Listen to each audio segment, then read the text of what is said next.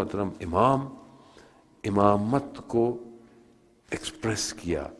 امام نے اپنے اس دور میں علم کے، یعنی امام خود کہتے ہیں کہ مدینہ میں مسجد نبوی میں بڑے بڑے دانشور اب آتے تھے، بیٹھتے تھے، اور جب وہ سب کوئی علمی جواب دینے سے رہ جاتے تھے تو وہ پھر میری طرف رجوع کرتے تھے. یعنی یہاں اور امام نے خراسان میں بھی آ کے جو مناظرے کیے ہیں، علمی مناظرے کے وقت نہیں کہ ان مناظروں کو ڈیٹیل سے بیان کیا جائے، جو بھی یہ مامون بھی بہت ظاہراً علم دوست تھا، یہ بھی بڑے بڑے لوگوں کو جمع کر کے امام کو بلاتا تھا اور گفتگو کراتا تھا. اس زمانے کے اندر بڑی گفتگویں ہوئیں فلسفے کے اوپر، کلام کے اوپر، تھیولوجی کے اوپر، توحید کے اوپر. یہ ہمیں یہ اس طرف میسج دے رہی ہے کہ ہم بھی اپنی زندگی میں تھوڑا سا علم حاصل کریں، چاہے علم کوئی بھی ہو، علم کیمسٹری کا ہی کیوں نہ ہو، فزکس کا کیوں نہ ہو، آئی ٹی کا کیوں نہ ہو، اکنامکس کا ہو، لیکن علم ہو، نہ کہ صرف کتابیں پڑھیں اور امتحان دیں اور پاس ہو جائیں. کچھ محنت کریں، جس سبجیکٹ میں بھی ہم پڑھ رہے ہیں، جو بھی ہمارا پروفیشن ہے، کوئی تو نام پیدا کریں اس کے اندر، کوئی نئی تھیوری لے کر آ جائیں. کچھ نہیں تو اس علم سے کچھ اپنی کمیونٹی، کچھ اپنی سوسائٹی کو ڈرائیو کر لیں آگے کی طرف. کیوں ہم نہیں سوچتے؟ میں ٹریول کر رہا تھا اوسلو، تو میرے برابر میں ایک میٹرک 9 میٹرک کی ایک اسٹوڈنٹ بیٹھی ہوئی تھی. وہ کسی این جی او کے کوئی پروگرام کر کے انڈونیشیا سے آ رہی تھی. میں نے اس سے پوچھا اس کا سبجیکٹ کیا ہے پڑھتے ہوئے، کیونکہ اوسلو اور اس سویڈن میں یہ لوگ انگلش بولتے ہیں، ورنہ باقی تو یورپ میں انگلش نہیں ہے اتنی زیادہ. جرمن میں جاؤ تو جرمن ہے، فرانس میں جاؤ تو ان کو انگلش آتی ہے. اس نے تو میں نے بولا واٹ یو وانٹ، وہ ایک ایسا سبجیکٹ سوشل سبجیکٹس پڑھ رہی تھی. تو میں نے کہا what you want your self, where you want your self. تو کہتی ہے میں یونائٹڈ نیشن میں جنرل سیکرٹری بننا چاہتی ہوں. میں نے کہا اتنی سی بچی اور یونائٹڈ نیشن میں؟ کہتے ہاں. کہتے you will C me some where. یعنی اتنا کانفیڈنس. ہم لوگ کیا بننا چاہتے ہیں؟ چھوڑے پڑھ لیا یہی کافی ہے، امتحان ہوگا یہی کافی ہے. وہ کریں گے تو وہی جو ابا کا بزنس ہے، بھائی وہی کریں آپ جو آپ کے ابو کا بزنس ہے، لیکن کچھ علم میں ہی تو اضافہ کریں. آنے والی نسل کو علم کی طرف، یونیورسٹی کی طرف، سبجیکٹس کی طرف، کچھ جرنلز کی طرف. جو آپ کا سبجیکٹ ہے دنیا بھری پڑی ہے آج کل، ساری ریسرچ سے فری ہے، مگر ہماری لیپ ٹاپ کا RSS ڈیٹا یا موبائل کا سرچ انجن پہ کتنا پڑھائی کی چیزوں کو سرچ کرتا ہے اور کتنا ادھر ادھر کی چیزوں کو. یہ آپ کو اسی سے آپ کو اندازہ ہو جائے گا کہ آپ کی کوکیز جو ہیں وہ کس سائٹس کو کھولتی ہیں. کتنے ہم بڑی بڑی یونیورسٹیز کے جو ہیں وہ تھیسس کو پڑھتے ہیں. کوئی قید تو نہیں ہے. نابغہ انٹیلیجنٹ آدمی بچپن سے ہوتا ہے، نہ کہ بڑا ہو کے ہوتا ہے.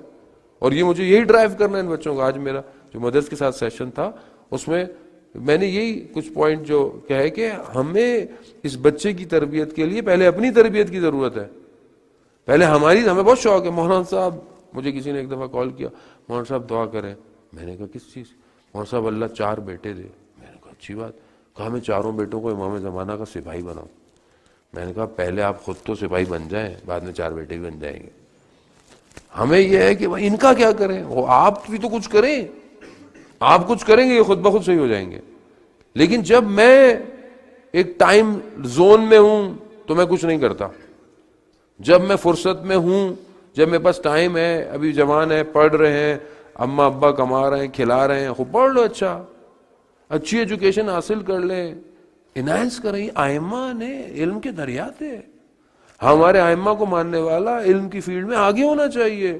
جس پروفیشن میں آپ ہاتھ رکھیں آپ کے پاس ہوں کہ ہاں ہماری فلانی فیلڈ میں ہماری یوتھ، ہماری کمیونٹی کا لڑکا، ہمارے یہ، ہم بہت فخر کس پہ کرتے ہیں کہ جی وہ ہماری کمیونٹی کا پیسے والا ہے. وہ اچھی بات ہے، پیسے والا ہے، پیسے کو خرچ بھی کرے ادھر ادھر تو اچھی زیادہ بات ہو جائے گی. لیکن بات یہ ہے کہ ان کو کیا کریں گے ان پیسوں کے انباروں کا. یونیورسٹی ہو، ورلڈ ریکگنائز یونیورسٹی ہو آپ کی، کہ دنیا سے لوگ اس میں پڑھنے آئے. دیکھیے دنیا میں جو یونیورسٹیز ہیں وہ پڑھا تو رہی ہیں، وہ انسان نہیں بنا رہی ہیں.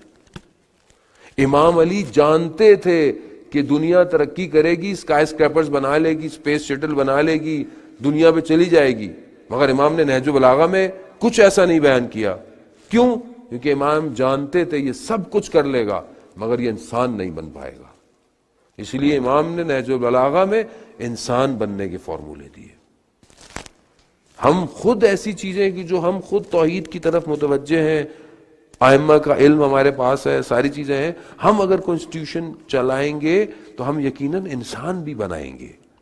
ورنہ دنیا تو آپ دیکھیں نا، آپ یونیورسٹیز کے اندر دیکھیں کہ ویسٹ میں جائیں تو سب سے پہلے تو آپ کو لون دینا شروع کرتی ہے کہ آپ ساری زندگی اس کا قرضہ ہی اتارتے رہیں، تو آپ کو مقروض کر دیتی ہے، اب آپ کہیں جا ہی نہیں سکتے، جاب کرنی ہے، قرضے اتارنے ہیں بھائی، وہ شروع سے آپ کو دیتی ہے۔ اور دوسرا وہاں جو اخلاقیات ہیں، نشے ہیں، ڈرگز ہیں، پارٹیز ہیں، وہ کیا کرتے ہیں؟ وہ آپ کے نفس کو خراب کرنے کے لیے، تاکہ کل کو آپ کوئی اچھا عمل نہ کر سکے۔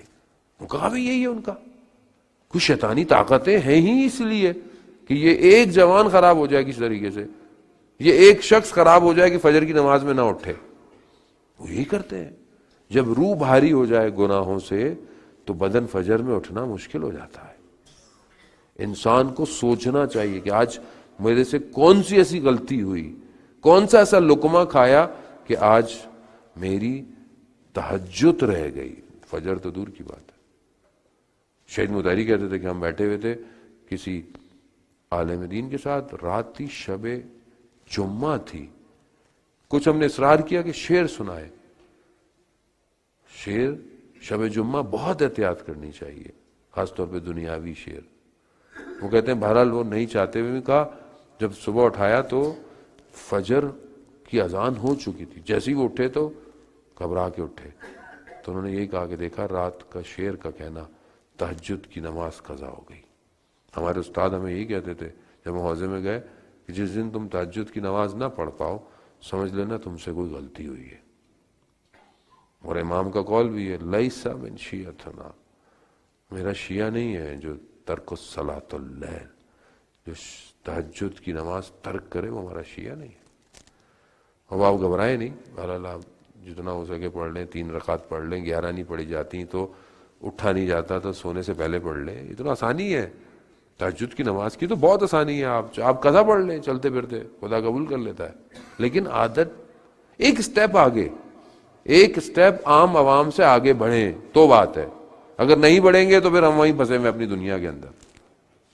خوب امام نے علم کو آگے بڑھایا، ہم بھی اپنی زندگی میں علم کو آگے بڑھائے عزیزان محترم۔ یہی میں نے آج کوشش کی کہ روایات بچے کو بڑا کرنے کے لیے بہت ساری روایت ہیں، واقعات ہیں۔ آغا دولابی کہ جو بہت بڑے عارف تھے، عالم نہیں تھے، وہ پڑھنا چاہتے تھے، علم حاصل کرنا چاہتے تھے، گئے کربلا گئے، نجف گئے، سینے سے مولا کی زری کو چپک کر روتے رہے کہ مجھے علم حاصل کرنا ہے، لیکن والد نے اجازت نہیں دی، مجبور واپس آ گئے۔ آئے واپس تو جب آپ حج زیارت کر کے آتے ہیں تو لوگ ملنے آتے ہیں، چائے دینے کے لیے آ رہے تھے، دولان جسے ہم برآمدہ کہتے ہیں یا بالکنی کے لیا، اس میں آ رہے تھے، وہیں پر خدا نے سارے حجاب اٹھا دیے، تو دیگر استاد ہمارے کہتے ہیں دیگر نیاز میں طلبگی نہ دھارت، اب پڑھنے کی ضرورت نہیں تھی، سب کھل گیا، سب کھل گیا۔ وہ ایسے تھے کہ آیت اللہ برو جردی اور امام خمینی ان کے گھر میں مجلس سننے جاتے تھے، یعنی اس مقام پہ تھے۔ وہ کہتے ہیں کہ بچے کو اس وقت نصیحت مت کرو جب وہ غصے میں ہو یا ناراض ہو۔ کیوں؟ کہا کہ سردیوں میں درخت کو کاٹا نہیں جاتا، لکڑی سخت ہوتی ہے، لکڑی جب نرم ہو، بہار ہو، جب کوئی اور موسم ہو، تب درختوں کی ٹریمنگ کی جاتی ہے، سختی میں ٹوٹ جائے گا۔ ابھی ناراض ہے، ابھی کسی بات پہ اینگری ہے، اب آپ اس کو نصیحتیں کر رہے ہیں، کوئی اثر نہیں کرے گی، وہ کہتے ہیں یہ ہمیں دیکھیں کہ بچے کی تربیت میں کون سے فیکٹر ہیں۔ بچے ہیں، پہلے تو یہ ذہن کریں کہ یہ بچے ہیں، دوسرا یہ کہ ان کو ادب سکھائیں، تمیز سکھائیں۔ یہ ہمارے ذہنوں میں ایک بہت عجیب سا بھی کانسیپٹ ہے، 7 سال تک کچھ بھی نہیں کہنا، کچھ بھی کرتا رہے، یہ غلط کانسیپٹ ہے۔ اس کا مطلب یہ نہیں ہے کہ آپ بچے کو، اس کا مطلب ہے کہ آپ بچے کو مارے نہیں، آپ بچے پر ظلم اور زیادتی نہیں کریں، لیکن تنبیہ کریں، اٹینشن کریں. اگر کر رہا ہے کوئی چیز کر رہا ہے, انہوں نے دوسروں گھر گیا توڑ پھوڑ کر رہا ہے, نہیں جی ہم تو کچھ نہیں کہیں گے بچے کو, وہ گھر پہ رکھیں, دوسروں گھر کیوں لے کر آ رہے ہیں؟ تمیز دیکھیں, ادب تو سکھانا پڑے گا آپ کو, آپ سکھائیں گے تو سیکھے گا. اس طرح مسجد میں آئے ہوئے ابھی بیٹھے ہوئے, خوب یہ سکھایا ہے تو یہ بیٹھے ہوئے, اب نہیں سکھائیں گے تو یہ بھاگیں گے. آپ بچوں کو لے کر آئیں, اور یہ بہت امپورٹنٹ ہے کہ ہم بچوں کو مجلسوں میں لے کر آئیں, لیکن وہاں یہ بھی خیال رکھیں کہ بچے کو تمیز بھی سکھائیں, ادب بھی سکھائیں کہ بیٹا 1 گھنٹے کی مجلس ہے, آرام سے, نہیں بیٹھ سکتے تو باہر چلے جاؤ, کوئی بری بات نہیں ہے. لیکن بالکل بھی نہ بھگائیں ان کو کہ بالکل نکال دیں, اور بالکل بھی ایسا بھی نہیں کریں کہ مطلب آئے ہیں تو بیٹھ جائیں. صرف چھوٹے بچے ماؤں کے ساتھ آتے ہیں, خوب اگر وہ تحمل کر سکتے ہیں, بیٹھ سکتے ہیں, سن سکتے ہیں, کچھ کوئی ایکٹیویٹی کر سکتے ہیں کہ مجلس کو ڈسٹرب نہ کرے, کیونکہ بہت سارے لوگ بہرحال مجلس سننے آئے ہیں, پڑھنے والا بھی بڑی دور سے آیا ہوا ہے. تو اگر نہیں کر سکتے تو یقیناً ایک الگ جگہ پر, یقیناً یہاں پہ بھی کوئی جگہ ہوگی کہ جہاں بچے ماؤں کے ساتھ بیٹھیں, کیونکہ وہ بھی فرش عزا ہی ہے, پورے امام بار کا فرش عزا ہے. تو یہ ساری چیزوں کو دیکھیں ہمیں خود سکھانا ہے. اب میں اگر نہیں سکھاؤں بیٹے کو کہ بیٹا 1 گھنٹہ مجلس میں جانا ہے تھوڑا سا, تو یہ کبھی بھی نہیں سیکھے گا. اور آج کل یوزلی ہوا یہی ہے کہ ہم نے بچوں کو بعض اوقات تھوڑا دور کر دیا, اب جوان ہو گئے وہ مجلسوں میں آتے ہی نہیں ہیں, بہت باہر کھڑے رہتے ہیں. کچھ لوگ ہیں کہ صرف ماتم میں اندر آتے ہیں کہ صرف ہم ماتم کریں, جبکہ درس اور مجلس اور تبلیغ سنیں گے, کریا کریں گے تو ماتم زیادہ قبول ہے. کیوں؟ کیونکہ شعور کے ساتھ ہو رہا ہے, عقل کے ساتھ ہو رہا ہے. تو یہ بہت ضروری ہے. امام رضا صلی اللہ علیہ وسلم کی عظمت اور کرامت, معجزات بہت سارے ہیں. امام کا وہ معجزہ بہت مشہور معجزہ کہ وہ جو شخص خلیفہ کے ساتھ تھا وہ ہمیشہ کوشش کرتا تھا کہ اس طریقے سے امام کو کم دکھائے, امام کی ویلیو کم کرے. تو اس نے کہا کہ جیسے حضرت ابراہیم نے پرندوں کو مارا اور دوبارہ زندہ کیا, تو آپ کیا کر سکتے ہیں. وہ یہ سامنے جو مسند تھا کارپیٹ پہ شیر بنے ہوئے تھے, کہا کہ آپ ان کو زندہ کریں اور کہیں ان کو کہ یہ مجھے کھائیں اور یہ کریں. امام کو غضب آیا, کہتے ہیں امام نے بس اشارتاً ان کو کیا, وہ دونوں شیر تصویر سے باہر آ گئے. یعنی یہ ہمارے لیے تو معجزہ پڑھ کے نکل جاتے ہیں, لیکن آپ یہ دیکھیں کہ کس طرح ایک وجود کو اذن الہی دے دیا, یعنی جو ابھی صرف تصویروں میں ہے اور اس کو حقیقی وجود دے دیا. وہ آئے اور اس کو کھا گئے, ہڈیاں تک کھا گئے, اس کا خون تک لے گئے, اور پھر انہوں نے کہا امام سے کہ اگر آپ اجازت دیں تو اس خلیفہ کا بھی یہی حال کریں. جب خلیفہ نے سنا تو کہتے ہیں بے ہوش ہو گیا. تو امام نے کہا کہ نہیں چھوڑ دو, واپس چلے گئے. یہ معجزات ہیں, اور آج تک مشہد مقدس میں امام کے حرم میں بے انتہا معجزات ہیں. یعنی خاص طور پہ بیماروں کو شفا آج بھی تخت فولاد سے جو امام کا ہے وہ مل رہی ہے. وہ جو پنجرہ فولاد ہے کتنا دل کھنچتا ہے. مجھے نہیں پتا, بہرحال اللہ کرے کہ جو سب یہاں بیٹھے ہیں ان کو زیارت مشہد مقدس نصیب ہو. آپ یقین کریں ہر حرم کی ایک اپنا کیفیت ہے, ہر حرم کا ایک اپنا ایک ایمبینس ہے, ایک اپنی خوشبو ہے. لیکن مجھے کئی سال ہو گئے, پہلی زیارت میں نے 2004 میں کی تھی امام کی. آج تک جتنی دفعہ بھی جانا ہوتا ہے, امام بلاتے ہیں, کبھی سال میں زیادہ بلا لیتے ہیں, جب بھی جانا ہوتا ہے آج تک وہی احساس ہے, وہ احساس کم نہیں ہوتا. یہ امام کا لطف ہے. کیونکہ جب امام کا اذن دخول پڑھتے ہیں, کہتے ہیں کہ اشہد ان کا, میں گواہی دیتا ہوں کہ آپ یسمعون کلامی, آپ ہمارے کلام کو مولا سن رہے ہیں. یردونی سلام, آپ میرے سلام کا جواب دیتے ہیں, آپ میرے مقام سے واقف ہیں. ایک عالم مشہد مولا کے حرم میں گئے, اور آپ دیکھیں کہ واحد حرم ہے کہ جو رات کو بھی بڑا مشکل وقت ہے کہ آپ کو کوئی وقت خالی مل جائے, کیونکہ اگر انسان نہ ہو تو کہتے ہیں ملائکہ طواف کر رہے ہیں ایسا. تو وہ کہتے ہیں کہ میں حرم میں گیا تو میں نے کہا اتنے سارے لوگ ہیں, اور آپ دیکھیں نا دور خیابان گلی سے بھی کسی کو زری نظر آتی ہے, گنبد نظر آتا ہے, تو وہ وہاں سے یوں کر رہا ہے, کوئی جہاز سے ہوتا ہے تو وہ بھی ادب کر رہا ہے, جو ٹرین گزر رہی ہے وہ بھی امام کو سلام کہہ رہے. اتنے سارے لوگ امام کو جو سلام کر رہے ہیں, امام کس کس کا جواب دیتے ہوں گے. تو اچانک سے ان کے سامنے سے حجاب ہٹا تو دیکھا کہ ہر زائر کے برابر میں امام رضا بیٹھے ہوئے ہیں. یعنی انسان واقعاً محسوس کرے کہ امام ایسا ہی ہے، امام رؤوف ہے. ایک بوڑھا شخص ضعیف اور بیمار تھا، اس کی شدید کمر جھکی ہوئی سے چہرہ بیمار، تو مشہد کا رہنے والا تھا. تو کسی نے کہا کہ تم مریض ہو، تم امام رضا کے پاس کیوں نہیں جاتے؟ اب وہ اتنا بوڑھا تھا، اس کو صحیح طرح سمجھ نہیں تھی. اس نے کہا وہ طبیب ہے، بیماروں کا علاج کرتا ہے. اب چل پڑے، چلتے خدام کے پاس گئے. اب اس نے بڑے سادگی سے پوچھا امام رضا کہاں ہے؟ وہ خدام نے بھی ایسی کہہ دیا یہ جاؤ سیڑھیوں کی طرف. یہ چلے گئے، دروازہ کھولا، یہ اوپر چلنے لگا تو اوپر سے آواز آئی کہ تم اس کا نام پکار کر کہ تم اوپر مت آؤ، ہم خود نیچے آ رہے ہیں. اور کہا کہ یہ تم نے کیوں چھڑی رکھی، اس کو پھینکو. کہا میں چل نہیں سکتا. کہا بس پھینک دو اس کو. کہا پھینکا تو دیکھا صحیح چلنا شروع ہو گئے. شکریہ کہا اور چلا گیا.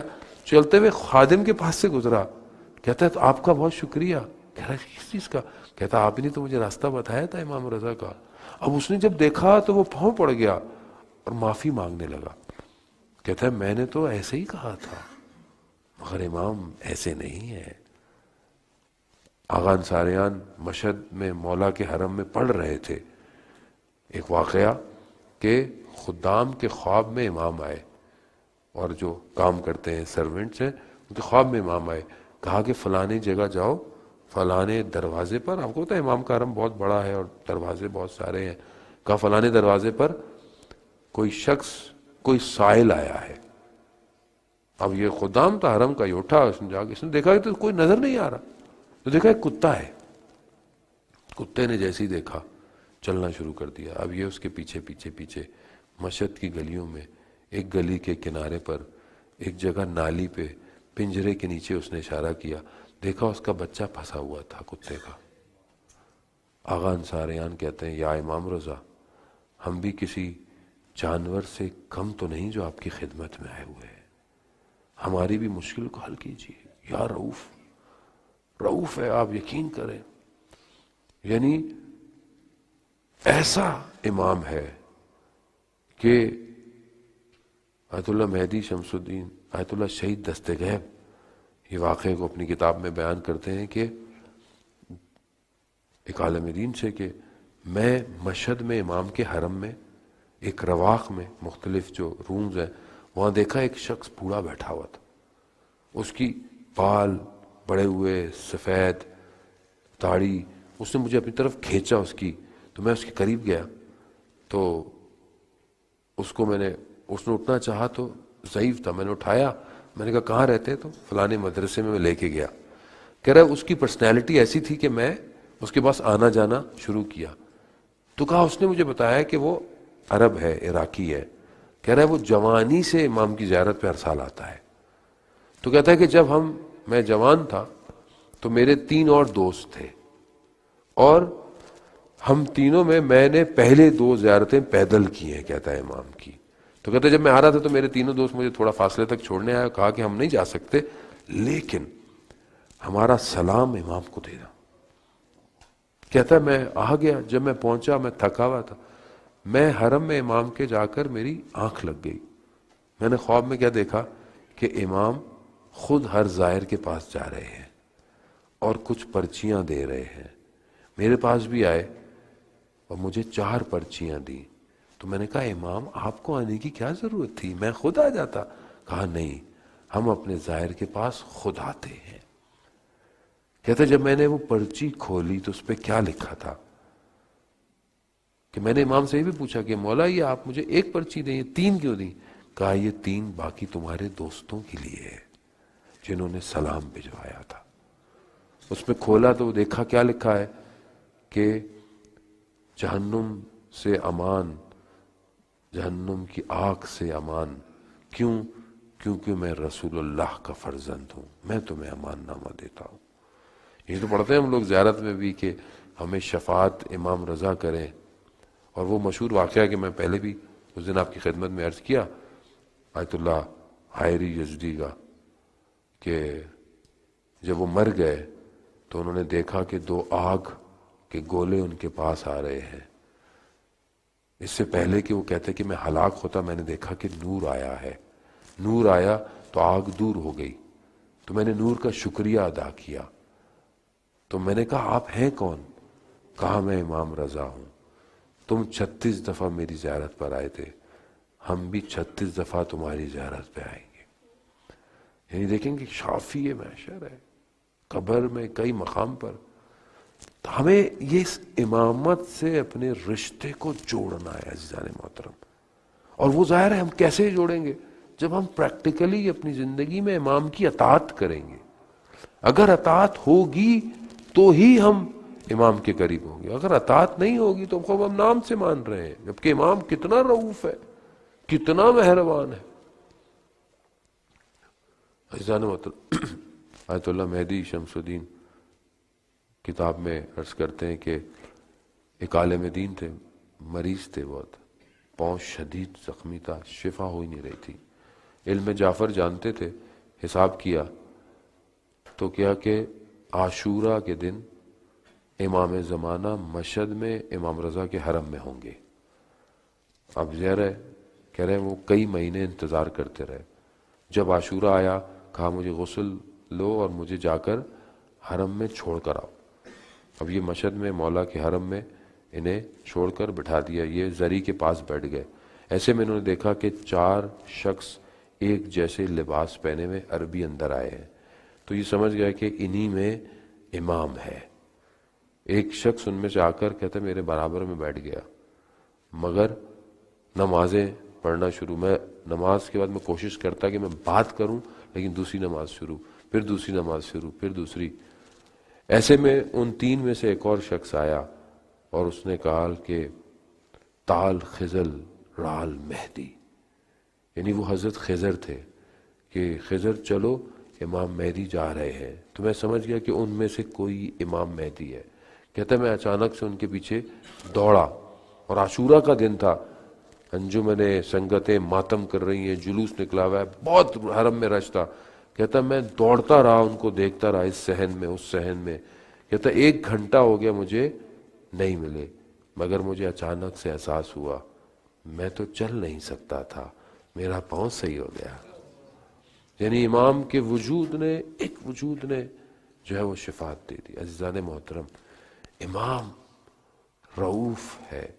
امام زمانہ بھی ایسے ہی ہے. آپ نے سنا بھی بچے نے کہا کہ اصل میں یہ ہم ہیں کہ جو ہم امام کو درک نہیں کر پا رہے. ہماری زندگی میں ہمارا دیکھیں، ہمارا ہدف صرف یہ تو نہیں ہم صبح اٹھیں، کھائیں پیئیں، اپنے کام پہ جائیں، واپس آئیں، کچھ کمایا کچھ نہیں کمایا. یعنی پورے دن میں کوئی موومنٹ امام کی طرف تو ہو. چاہے میرا بزنس ہی امام کی طرف کیوں نہ جا رہا ہو، چاہے میں کوئی کام ہی امام کی طرف کیوں نہ، کچھ تو کروں، کوئی تو انویسٹمنٹ کروں میں امام کے لیے، ٹائم انویسٹ کروں. یہی ہے کہ اماموں کی شہادت ولادت کو پر ذکر کرنے کا مقصد کیا ہے؟ مقصد یہ کہ خوب ہم اپنے آپ کو اپنے امام کے قریب کریں، ان چیزوں کو شامل کریں. 8ویں امام کے لیے کہا جاتا ہے امام رضا قرآن کو پڑھتے تھے، سونے سے پہلے قرآن کی تلاوت کرتے تھے. وہ جو مشہور مداح تھا جس کو امام نے ہدیہ دیا تھا، جس نے شعر پڑھے تھے، امام نے اسے اپنا کرتا دیا اور کیا کہا، یہ میرا کرتا ہے، اس کرتے میں میں رات کو 1000 رکعتیں پڑھتا تھا اور قرآن میں نے کئی ختم کیے ہیں اس کرتے کے ساتھ. یعنی کتنا قیمتی کرتا تھا. بہرحال وہ لے کے گیا.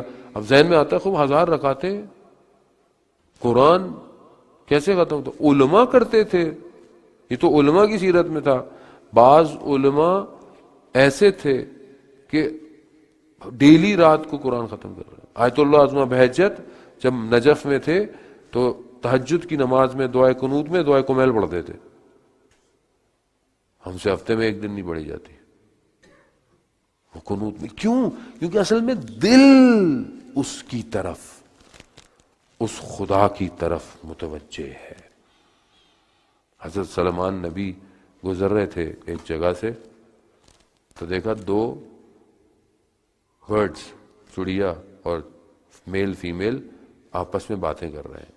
وہ جو میل ہے وہ اس کو فیمیل کو کہہ رہا ہے کہ تم مجھ سے شادی کر لو، میں یہ کر لوں گا وہ کر لوں گا. یعنی جو ہوتا ہے انسان کہ میں شادی سے پہلے تو بہت کچھ انسان باتیں کرتا ہے نا، یہ ہو جائے، بعد میں کہتا ہے اب تو ہو گئی اب کیا کرنا. تو اس نے کیا بولا؟ کہا میں اپنی چونچ سے سلیمان نبی کا تخت اٹھاؤں گا اور دریا میں پھینک دوں گا۔ اب جب یہ حضرت سلیمان نے سنا کہ ارے بہت زیادہ ہی بات کر رہا ہے، تو دونوں کو بلاؤ۔ آپ جانتے ہیں کہ حضرت سلیمان جانوروں کی زبان جانتے تھے، مخلوقہ۔ کہا دونوں کو بلاؤ، دونوں کو بلایا۔ اسے بولا یہ تم کیا کہہ رہے تھے؟ کہا آپ؟ کہا میں سن رہا تھا۔ کہا اے نبی خدا جانے دیجئے، عاشق تو اپنے معشوق سے کچھ بھی باتیں کرتا ہے۔ تو جب یہ دیکھا تو حضرت سلیمان نے اس سے کہا تم اس کی بات کو مان کیوں نہیں رہی؟ کہا اے نبی خدا میں جانتی ہوں یہ جھوٹ بول رہا ہے، اور مجھ سے پہلے پتہ نہیں اس نے کتنوں کو کہا ہے یہ جھوٹ بول رہا ہے۔ حضرت سلیمان نے یہ سننا تھا، اپنے آپ سے متوجہ ہوئے کہ کہیں ایسا تو نہیں کہ جب ہم خدا سے کہتے ہیں اے خدا میں تجھ سے محبت کرتا ہوں، یہ جھوٹی محبت ہو۔ 40 دن حضرت سلیمان غائب ہو گئے، اپنے تخت سے گریہ کرتے رہے، صرف اس ایک بات پر کہ کہیں میں تو جھوٹ نہیں بولتا کہ پروردگار میں تجھ سے محبت کرتا ہوں۔ جانے کہاں ہے خدا؟ کہاں ہے وہ خدا اور اس کی محبت؟ جب ہم سے اگر امتحان لے لیا جائے، ہم سے پوچھ لیا جائے، تو ایسا تو نہیں ہے کہ بس میں ایسی بس کہیں ایسا تو نہیں ہے کہ یا امام زمانہ الجل الجل، جھوٹ تو نہیں ہے کہیں یہ، کہیں میں جھوٹ تو نہیں کہہ رہا اپنے آپ سے۔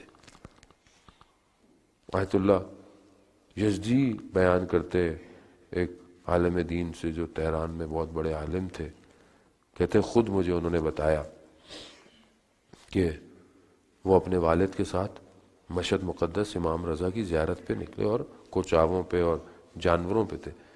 کہہ رہے 10 دن لگتے تھے دہقان تک، اور اس کے آگے جو ہے وہ 20 دن میں مشہد پہنچتے تھے۔ تو کہتے وہ جا رہے تھے، تو کہتے رستے میں ایک جگہ رکنا تھا ہم نے، اور وہاں پر آرام کرنا تھا، کپڑے اپڑے دھونے تھے، حمام لینا تھا، تو میرے والد بھی میرے ساتھ تھے۔ تو میرا سارا وقت ان کے تیمارداری میں، ان کے لباس، ان کو نہلانا سب گزر گیا۔ دوسرے دن رات کو کاروان نے دوبارہ نکلنا تھا، میرے پاس وقت ہی نہیں رہا کہ میں اپنے کپڑے دھوتا یا خود حمام لیتا۔ دوسرے دن میں یہ کرتا رہا اور میں آرام نہیں کر پایا، اور کاروان چل پڑا، اور میری حالت اتنی خراب تھی کہ مجھ سے بیٹھا نہیں جا رہا تھا سواری کے اوپر۔ تو کہتے میں نے سوچا کہ میں یہ اپنی سواری سے اتر جاتا ہوں، 1 گھنٹہ آرام کرتا ہوں، اور میں پھر پیدل کیونکہ یہ تو گھوڑوں میں چل رہے ہیں، آہستہ آہستہ چل رہے ہیں، جانور خچر بھی ہیں، تو میں پیدل چل کے پہنچ جاؤں گا 1 گھنٹہ آرام پر۔ یہ کہہ کر کہتا ہے میں اتر گیا، میں سو گیا۔ اچانک سے میری آنکھ کھلی تو دیکھا سورج نکلا، یعنی پوری رات سو گیا، دن کا کچھ حصہ سو گیا۔ اب میں پریشان کہ اب تو کاروان، ایسے میں پریشان تھا تو دیکھا 2 شخص چلتے ہوئے آئے میرے پاس۔ کہا کہ کیا ہوا؟ کہا میں کاروان، کہہ رہا مسئلہ نہیں ہے، یہ کچھ قدم کوئی نشان تھے، کہہ رہا ان پہ چلو پہنچ جاؤ گے۔ کہہ رہا میں ان پہ چلتا گیا تو اچانک سے 5 منٹ میں چلا تو ایک چائے خانہ تھا جہاں چائے وغیرہ، وہاں میں نے چائے پی تھوڑی سی ساری، پھر میں تھوڑا سا اور آگے چلا تو ایک کاروان سرا، ایک جگہ جہاں پہ کاروان تھا وہاں پہنچ گیا، تو دیکھا کہ وہاں میرا کاروان پہنچا ہوا ہے اور میرے والد باہر انتظار کر رہے ہیں کھڑے ہوئے۔ تو کہنے لگے کہاں ہو تم؟ تو کہہ رہا آپ لوگ؟ کہہ رہا ہم تو رات سے چل رہے ہیں، پورا دن چلتے چلتے ابھی پہنچے ہیں۔ کہہ رہا مگر میں تو 10 منٹ چلا، آپ تک پہنچ گیا۔ تو کہا وہ 2 کوئی اور نہیں، وہ رجال الغیب تھے کہ جو امام کے ساتھ ہوتے ہیں۔ یہ رجال الغیب کافی تخت فولاد جو قبرستان ہے اصفہان میں، وہاں بھی کچھ رجال الغیب دفن ہے۔ رجال الغیب وہ ہیں جو 360 کی تعداد ہے تقریباً، جو امام کے ساتھ ہوتے ہیں اور عام آدمی ہوتے ہیں، عام زندگی ہوتی ہے، عام ایج ہوتی ہے، انتقال ہو جاتا ہے۔ جب انتقال ہوتا ہے تو کوئی ہم ہی میں سے انتخاب ہوتا ہے جو امام کے پاس جاتا ہے، اور یہ علماء نے ان کو مختلف واقعات میں ان رجال الغیب کا ذکر کیا ہے۔ ایک واقعے کا ذکر میں نے تقریباً 3 سال پہلے کیا تھا، کل بھی مجھے کسی نے لندن سے میسج کیا کہ آپ مجلس میں دوبارہ ان رجال الغیب کا ذکر کریں۔ خوب اسی طرح ایک شخص تھا، اس کی ہربل کی شاپ تھی اور وہ سدر اور کافور بھی بیچتا تھا. سدر اور کافور آپ کو پتا جب انسان مر جائے تو غسل میت 3 پانی سے کیا جاتا ہے, ایک سدر کے پانی سے, کافور کے, اور ایک صاف پانی سے. تو وہ اس نے دیکھا کہ اس کی دکان پہ 2 جوان آئے اور وہ جو شخص تھے وہ ان کی لباس, ان کا اخلاق ایسا ہیبت والا تھا. تو اس نے بولا کہ آپ ہمارے یہاں کے نہیں ہیں. کہا تمہیں اس سے کیا, ہم کہیں کے بھی ہو, تم ہمیں سدر و کافور دو. کہتا ہے نہیں آپ بتائیں آپ کون ہیں. پیچھے پڑ گیا ان کے. تو انہوں نے کہا کہ ہم امام زمانہ کے ساتھ ہوتے ہیں اور ہمارے ایک ساتھی کا انتقال ہو گیا ہے. امام نے کہا ہے تمہاری دکان سے کافور سدر. اب جب اس نے یہ سنا تو یہ تو ان کے پاؤں پڑ گیا کہ مجھے امام سے ملا دو, مجھے امام تک لے جاؤ, مجھے امام زیارت. تو ان کا ہمیں اجازت نہیں ہے, ہمیں جو اجازت تھی بس اتنی تھی. کہا اچھا تو ہمیں لے جاؤ, مجھے لے جاؤ, اگر امام ملائیں تو ملا دینا, نہیں ملانا چھوڑ دینا. تو ان کا چلو ٹھیک ہے. اب یہ اٹھا, اس نے اپنے ہاتھ میں کافور سدر لیا, دکان اپنی بند کی اور ان کے ساتھ چلنا شروع. چلتے چلتے ایک جگہ پر دیکھا تو پانی تھا اور دیکھا یہ دونوں پانی کے اوپر چل رہے.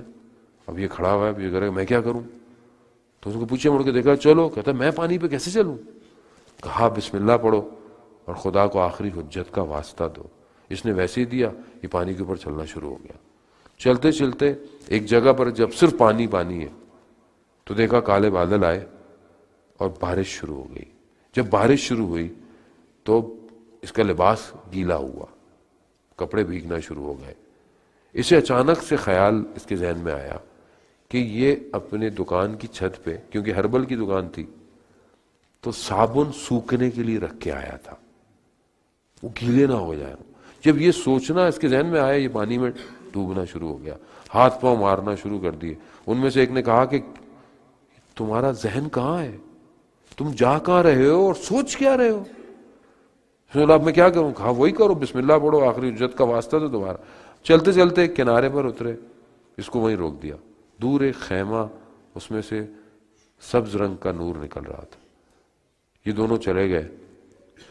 اب اندر جا کر انہوں نے امام سے کہا کہ ہم نہیں چاہتے تھے مگر اس نے بہت اصرار کیا, ہم اسے لے کر آئے ہیں.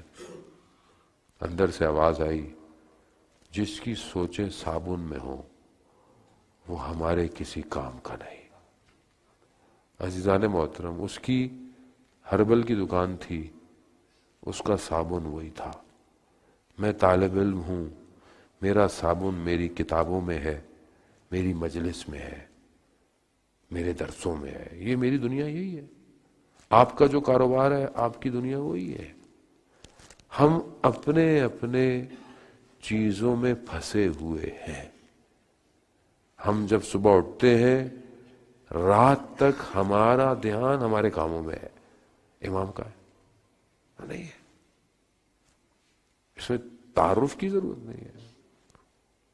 پورے ہفتے میں کتنی دیر میں امام کو دیتا ہوں, کتنا ٹائم امام کو دیتا ہوں. آیت اللہ اعلانی کہتے ہیں کہ امام سے باتیں کیا کرو, یعنی رات کو سونے سے پہلے اگر کوئی شخص 1 منٹ بھی امام سے بات کر لینا, بات کر, کہہ رہے تمہیں نہیں پتا کہ کیا طوفان تمہارے وجود میں برپا ہو جائے گا. بات کرو امام سے. اور ہم امام سے کیا بات کریں, کیا بات کریں امام سے, کیا بات کریں, کیا ہے ہمارے پاس کچھ نہیں. تو کم از کم یہی کہے کہ امام کہاں ہے آپ. آج مجھے کسی نے فون کیا, کہتا ہے میں کنورٹ ہوں, میں کنورٹ ہوں شیعہ میں, اور جب سے میں کنورٹ ہوا میں نے پوری کوشش کی کہ میں اپنے عمل کو صحیح رکھوں, جتنا میں بہتر سے بہتر میرا ایمان. کہتا مگر میں جب سے کنورٹ ہوا میں نے ایک دعا مانگی, کہا امام زمانہ مجھے اپنی زیارت کروا دے. کہتا میں بہت عرصے دعا مانگتا رہا مولانا صاحب, مجھے امام میرے خواب میں آئے, امام نے مجھے اپنی زیارت کروائی. اور امام نے کہا کہ ہم دوبارہ بھی آئیں گے. کہہ رہے وہ دن ہے، آج کا دن ہے، میں بڑا پریشان ہوں. کہتے ہیں امام کب آئیں گے؟ کہیں مجھ سے کوئی غلطی تو نہیں ہو گئی مولانا؟ میں نے کہا نہیں، غلطی کیسی، پہلے بھی امام اپنی مرضی سے آئے تھے، ابھی بھی امام اپنی مرضی سے آئیں گے. ہم اپنا عمل کیے چلے جائیں.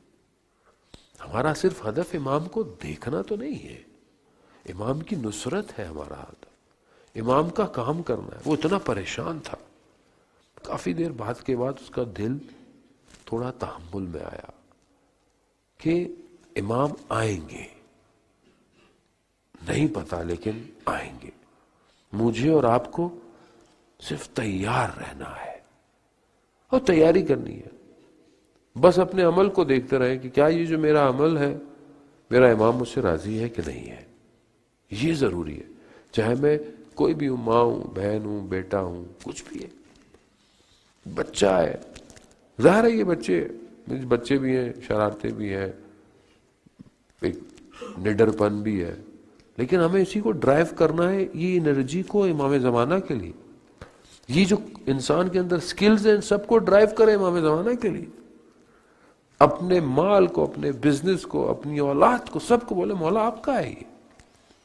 یعنی پھر اگر ہم ان کو امام کو نہیں دے پائے تو پھر ہم کس امام حسین پر گریا کرتے ہیں، کس علی اکبر پر روتے ہیں، کس حضرت علی اکبر پر روتے ہیں، کس پر رو رہے ہیں؟ یہ وہی تھے نا جنہوں نے اپنے آپ کو امام پر قربان کر دیا. ہم نے بھی یہی کرنا ہے.